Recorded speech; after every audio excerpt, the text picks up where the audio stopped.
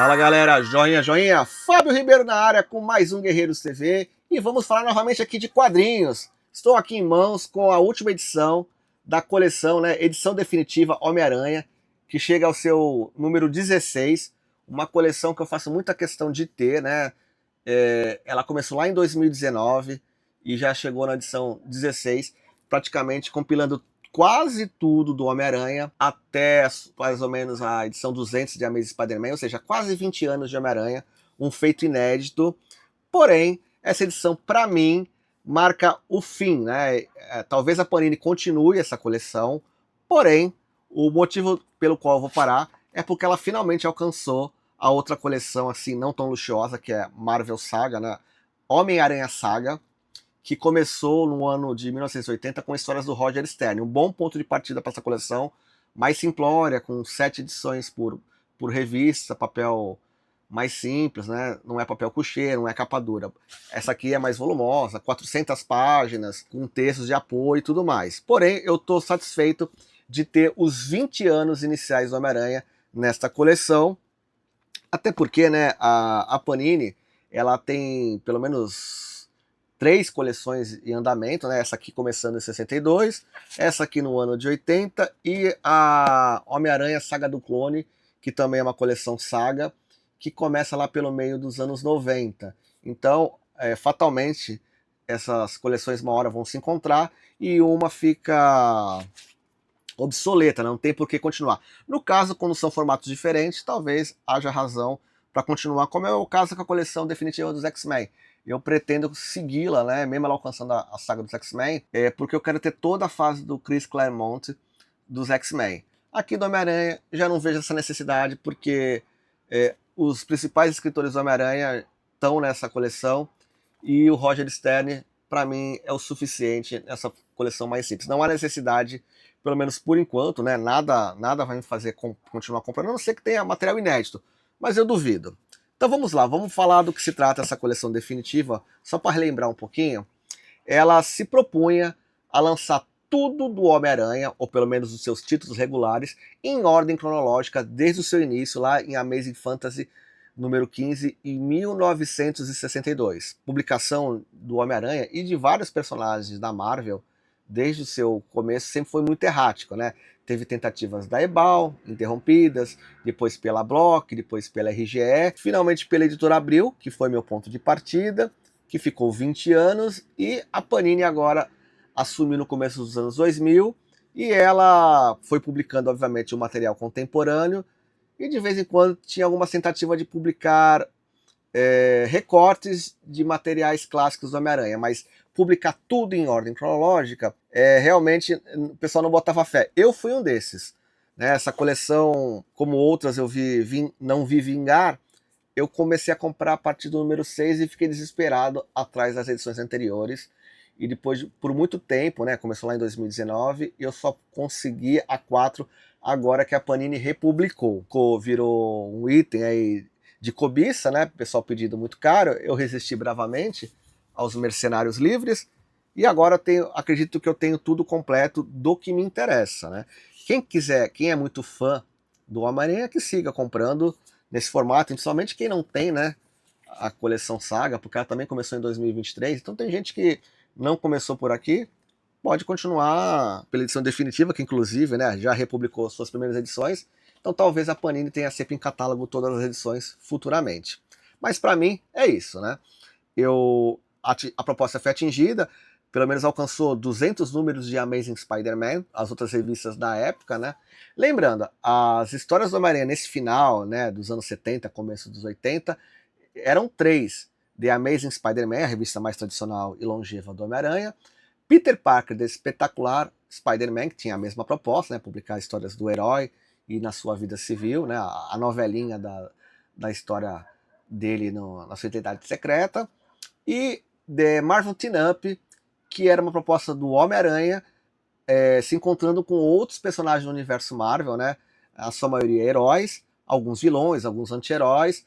Nem todas as edições são do Homem-Aranha, tem umas poucas edições do Hulk com algum convidado, do Tocha Humana com algum convidado, mas 99% era do Homem-Aranha, então era considerado a terceira revista do Homem-Aranha mas não era uma revista solo, né? Então, algumas curiosidades sobre essa coleção, para quem é leitor como eu, que começou nos anos 80, que precisa ser dita. Mas antes eu preciso lembrar, o Homem-Aranha é um personagem que sempre teve muito sucesso, muito apelo, e sempre teve diversas portas de entrada, seja na sua série de televisão lá nos anos 70, desenhos animados, né, da minha época, o desenho do final dos anos 70 que eu via nos anos 80, que é o Homem-Aranha e seus incríveis amigos, com o Homem de Gelo e a Flama, depois outras animações, videogames, participações em histórias de outros personagens. Então o Homem-Aranha sempre teve diversas portas de entrada. Então, ocasionalmente,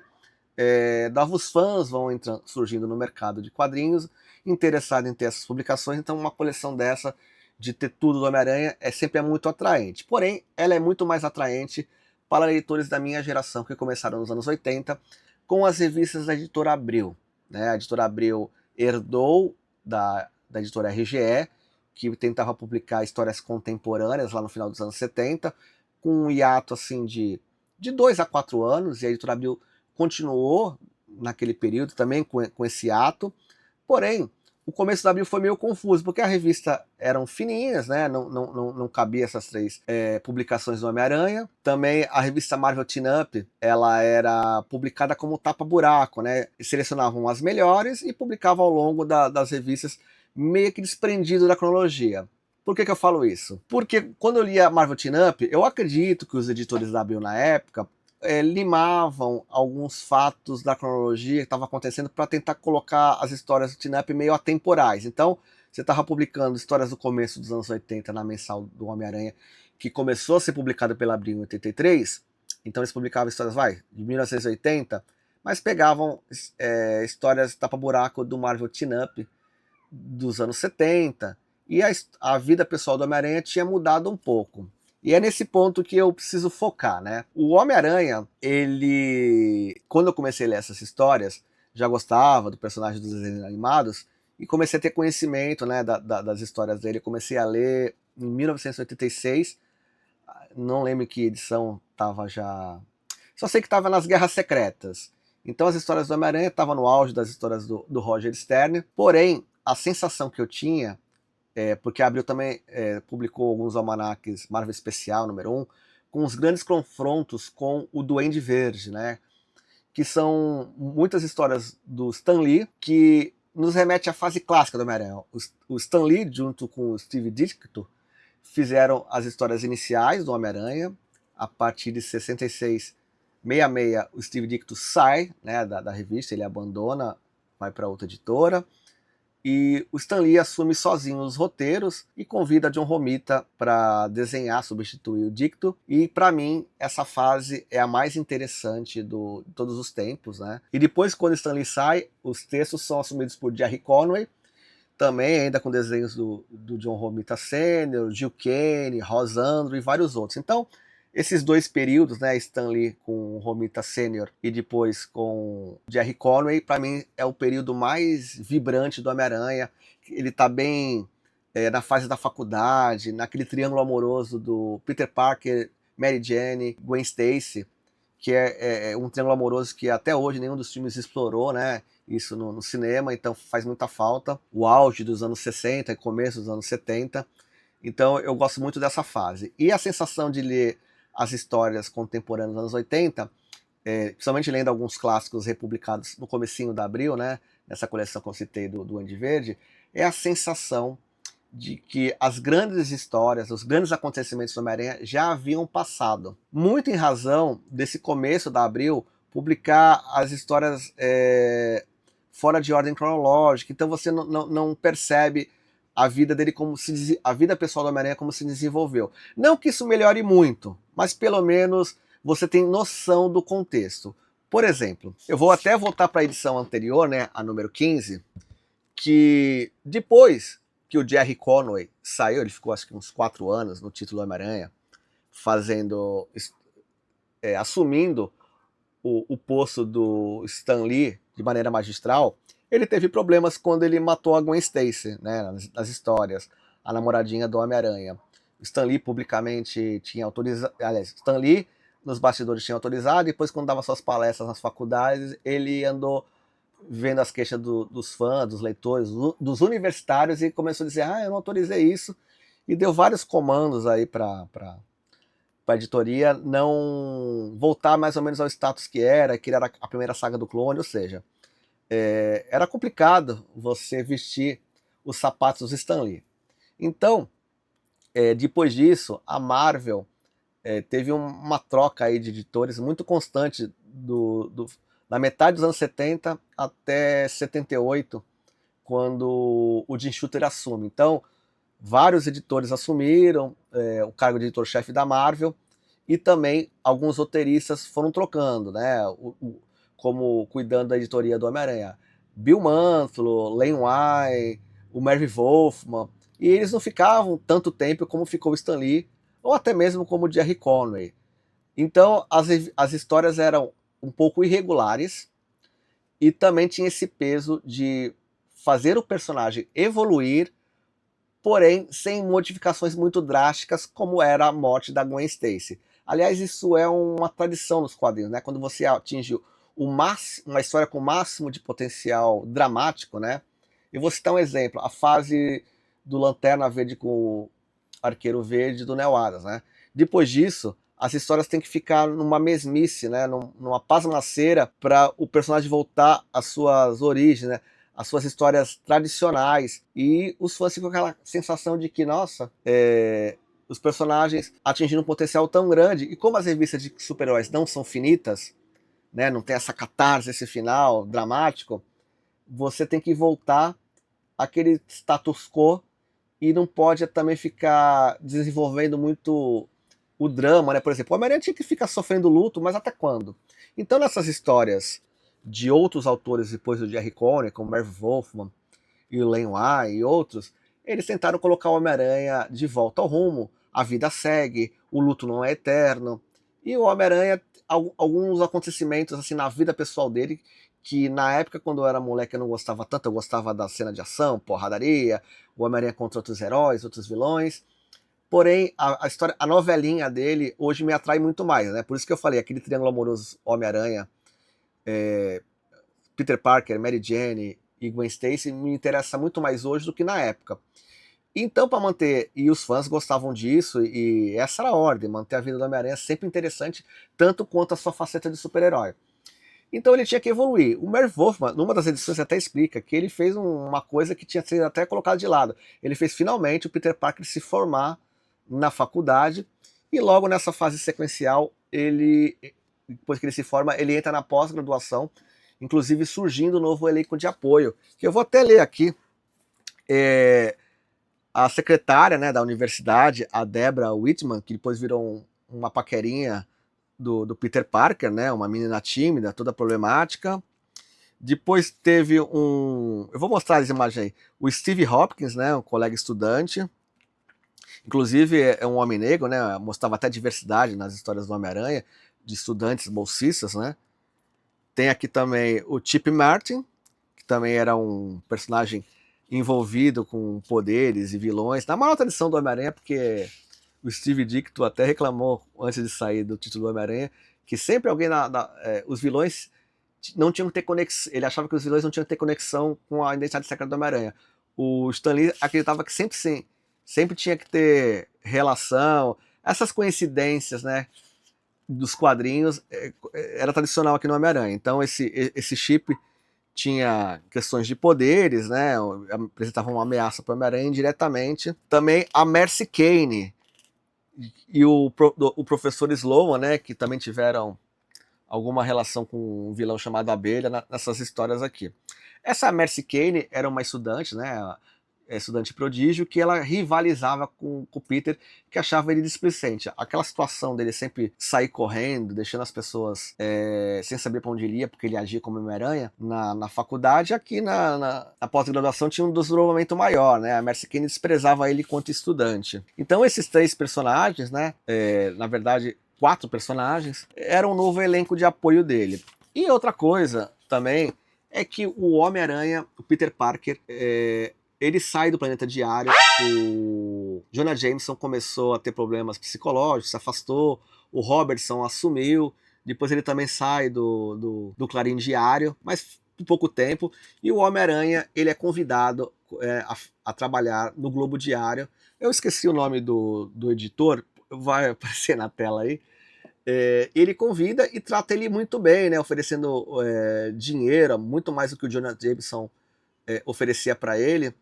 Mas o Peter Parker sempre ia lá na redação do Clarim Diário ver como é que estavam as coisas com seus antigos companheiros. Mas era uma forma de mostrar que a vida do herói andou, né? Ele saiu da faculdade. Aliás, isso é uma característica muito interessante do personagem, que sempre ficou muito evidente, né? O seu maior diferencial é que a vida andava para ele, né? Ele saiu nas primeiras histórias do colegial, entrou na faculdade, aí durou bastante tempo na faculdade, e os seus sucessores, mesmo com medo aí das diretrizes do Stan Lee de mexe na vida do personagem, evolua, mas não mexe muito.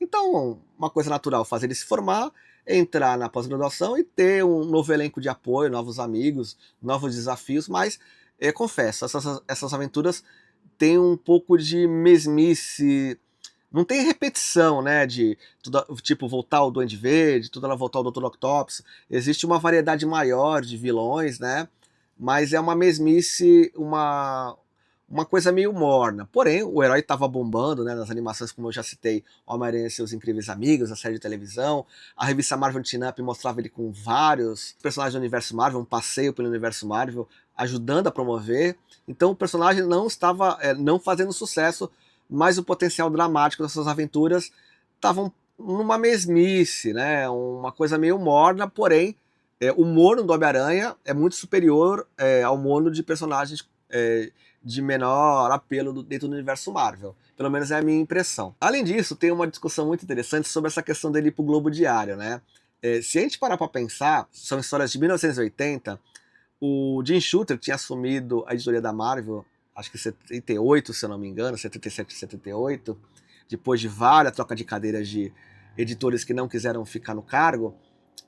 Alguns escritores, entre eles esses que estavam aqui na Marvel escrevendo o Homem-Aranha, editando o Homem-Aranha, como o Len Wein e até o Merv Wolfman, que foram para DC fazer coisas maravilhosas. Então essa questão de um fotógrafo freelancer trabalhar num outro lugar, que lhe paguem melhor, que lhe valorizem, apesar de que o editor do Globo Diário tinha vocês vão ler nas histórias, eu não vou dar spoiler, que ele tinha motivos escusos, né, para querer agradar o Peter Parker pagando melhor. Pelo menos a questão de grana, o desespero por grana do Homem-Aranha deu uma segurada aqui nessa fase. Mas é interessante que, de repente, podia ser um recadinho, né? Alguns desses editores que logo em seguida iam trabalhar na DC, né? O Len Wein foi lá ajudar a reconstruir, junto com a nova editora-chefe da DC, a Janet Kahn, fez trabalhos maravilhosos. O próprio Merv Wolfman já foi em 1980 criar os Novos Titãs lá, fazendo um trabalho até melhor do que ele fazia na Marvel.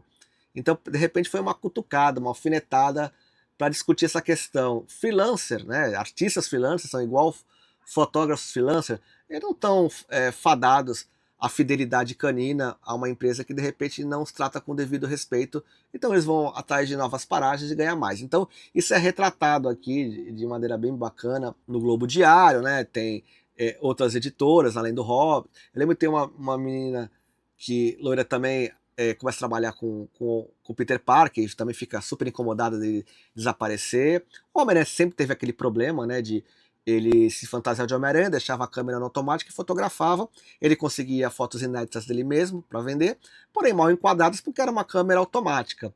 E então surgiu também aqui surgiu o Lance Bannon, né, um futuro rival dele na vida pessoal, mas na fotografia, como ele era do Globo Diário, ele trabalhava lá e as fotos dele eram de um fotógrafo que pelo menos mirava, enquadrava, tinha foco. Então essas coisas são interessantes. Além disso, já surge aqui a Gata Negra, né? E outra coisa, aqui nessa edição, na 16, aqui tem repetição, né? São 7 histórias aqui nessa primeira edição e elas se repetem aqui, tá? Por quê? Eu já vou explicar. Vamos lá. As edições de Marvel Teen Up tem um problema aqui na edição número 15, que antecedeu a atual, que foram puladas as edições de Marvel Teen Up número 82, 83, 84 e 85. Por quê? porque ela envolve um arco, né? Vou falar, edições 82 é com a Viúva Negra, a 83 é com o Nick Fury, a 84 é com o Mestre do Kung Fu, e a 85 é com esses três anteriores: Spider-Man vs Shang-Chi, Nick Fury e Viúva Negra. Então elas fazem parte do mesmo arco. O problema é o Shang-Chi, deduzo eu, né? O Shang-Chi, por muito tempo, ele ficou vetado de aparecer em republicações, porque os personagens ligados a ele, se não me engano, o Fu Manchu era um personagem da literatura e a Marvel não podia utilizar, republicar esse personagem por conta da utilização do Fu Manchu. Acho que trocar o nome já resolveria. Porém, eu lembro que teve essa restrição. Depois de muito tempo, saiu um omnibus do Shang-Chi com tudo completo, mas eu acredito que essas autorizações são temporárias, né? Semelhante situação, e aqui não teve esse problema agora, deixa eu ver que edição que é, 79, que é com a Red Sonja, personagem da coadjuvante do Conan, né, da Conan Properties, se eu não estou enganado, né, o Conan eu sei que é da Conan Properties, a Red Sonja eu não sei se é também dessa empresa ou de uma outra ainda, porém, essa edição de Marvel Team Up dela não poderia ser republicada durante um tempo, mas para recentemente resolver, recentemente não, pelo menos quando compraram os direitos, a Panini licenciou, pôde, né? A Red Son já está aqui na edição número 15, né? Porém, as edições, como eu já citei, da 82 a 85, não. E aí é aquela coisa, né? Só o Shang-Chi está em duas, outras duas não. Porém, o arco de histórias é completo, né? É uma conspiração dentro da SHIELD. Começa com a Viúva Negra investigando, depois, na segunda edição, que é só o Nick Fury, ele explica o que aconteceu e vai em busca de informações de quem armou tudo isso, e ele vai atrás dos inimigos lá e encontra o Shang-Chi, que também está ajudando a investigar, e no final é um saladão com todo mundo junto. E aí, então a gente fica assim meio chateado, porque a coleção tinha a proposta de lançar tudo do Homem-Aranha, né? Tudo do Homem-Aranha em ordem cronológica. E aí, por um problema de direitos, né? Licenciamento, não pôde publicar histórias envolvendo o Shang-Chi. Mesmo que de 4, 2 ele não estava presente, porém, era um arco todo. Mas aí algumas questões me passam pela cabeça. Primeiro que tem uma coletânea, não sei se é coletânea, eu vou colocar a capa aí, o Omnibus, que tem as histórias do Marvel Team Up. Eu vou colocar a capa e o ano, que é recente, né? Acho que é desse ano, se não me engano, que tem essas histórias todas. Então, esse licenciamento permitido por um certo tempo, depois cessa, ou o contrato da Panini foi assinado antes, não permitia, é temporário, né? Você licencia por um tempo, depois cessa de novo, enfim. O que ocorre é que a própria Panini já publicou lá em 2014 nessa coleção aqui, né? Coleção Histórica Marvel, né? Que era toda picotada de momentos distintos do Homem-Aranha. Só que aqui está a edição número 83, 84 e 85. Faltou a edição 82, que é a primeira lá do Homem-Aranha com a Viúva Negra. Porém, ela só foi publicada no Brasil aqui em Homem-Aranha número 4 de abril de 1983. É outubro de 83, ou seja, é por isso que eu não me livro dos meus formatinhos. Mas brincadeiras à parte, a coleção peca aí, né? A número 15 ficou faltando, desregulou aí o cálculo de edições para colocar na 16, então por isso que nós temos um espaço de 4 edições, e aí 7 edições da saga estão aqui na edição definitiva do Homem-Aranha. Então isso é uma falha muito grande, né? Isso deixa qualquer fã muito chateado, e você tem acesso numa edição gringa, num Omnibus encadenado gringo, e não tem na edição da Panini. Falta de planejamento, falta de negociação, falta de pagar o dinheiro. Então, como eu digo, fica até faltando para quem tem essa edição. Então, para quem é fã das antigas e começou lá na Editora Abril e sentia falta de ler todas essas histórias no momento certo, na ordem cronológica, com tudo completinho, sente, né, esse vácuo das histórias. Aliás, é muito melhor ler tudo agora, principalmente com os Marvel Team Up, mostrando todo o contexto, né, do Homem-Aranha, apesar de que Marvel Team Up tentava mostrar o mínimo da vida pessoal do Homem-Aranha quando ele se encontrava com outros personagens, mas tinham menções. Então você,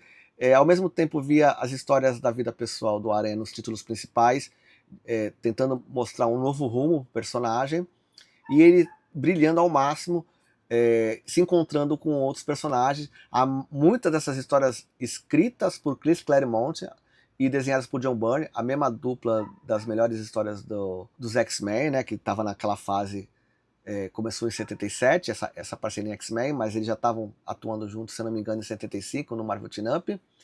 Então, assim, histórias de alta qualidade do Homem-Aranha, sob diferentes pontos de vista, né, mas mantendo sempre o auge do personagem, mantendo o interesse do leitor pelo personagem. Então eu acho que realmente é uma falha da editora Panini de não buscar esses direitos, entregar uma coleção à altura, ficou faltando com o leitor, e pior, né? A única solução viável ou é o gringo ou é o formatinho da editora Abril. Isso é inadmissível, vamos concordar. Mas vamos ficar só falando, vamos mostrar um pouco da edição por dentro. Vamos lá, vamos mostrar por dentro. Deixa eu focar aqui bonitinho. O basicão, né? Os créditos. Atenção nos créditos. Chris Claremont em Marvel Team Up, Mary Wolfman no título principal, Amazing Spider-Man, e Bill Mantlo na revista secundária, que é Espetacular Spider-Man Peter Parker. Então, lembrando, né? Apesar de ter a revista de parcerias, né, que é o Team Up, a revista principal, tanto o Peter Parker quanto a Amazing Spider-Man tinha personagens coadjuvantes. Isso era uma tradição. Legal esse Team Up aqui com o Noturno, desenhada pelo Michael Nasser, que eu não conheço, e o Rick Blucker, imitando a arte do Neil Adams. Inclusive, essa história também tem na coleção definitiva dos X-Men. E muitas histórias bem mais ou menos, né? Vamos ser sinceros. Não tem nenhum clássico aqui absoluto dessa época. Se alguém achar que tem, comente aí. Fale nos comentários. Os clássicos, para mim, só começam a partir, acho que, da morte da Jean DeWolf, David Michelin escrevendo. Mas essa fase final dos anos 70 com anos 80 era um reposicionamento no rumo do Homem-Aranha, tentar fazer ele evoluir um pouco, mas sem mudanças drásticas, né?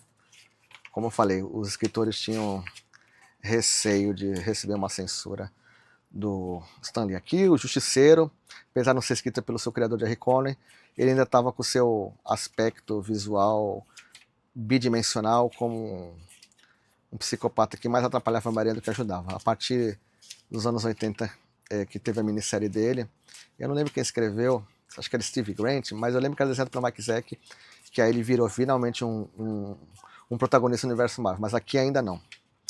Tom DeFalco, muitos anos antes, né, de fazer muitas histórias do Homem-Aranha mais pra frente, nos anos 90.